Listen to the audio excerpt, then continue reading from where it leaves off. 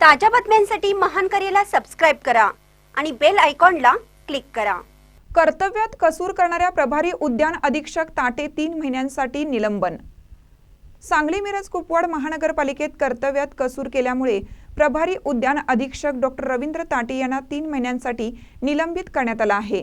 आयुक्त सत्यम गांधी यांनी या कारवाईचा बडगा उगारला असून वरिष्ठांच्या आदेशाचे पालन न केल्यामुळे महापालिकेच्या सेवेतून ताटे यांना निलंबित करण्यात आलं।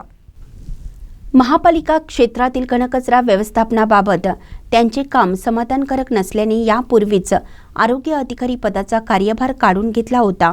उद्यान विभागातील कामकाजाचे फोटो शेअर करणं आणि झाडांची निगा राखणे या सूचनांचं पालन न झाल्यामुळे त्यांचे वर्तन नियमबाह्य आणि शिस्तभंगाचं ठरलं। महाराष्ट्र नागरी सेवा वर्तवणूक नियम 1979 अंतर्गत निलंबनाची कारवाई करण्यात आली। याशिवाय अनधिकृत बांधकामे रोखण्यासाठी दिलेल्या आदेशाचं पालन न केल्याबद्दल नगररचना विभागातील 6 अभियंत्यांवर प्रत्येकी 2000 रुपयांचा दंड ठोठावण्यात आला आहे।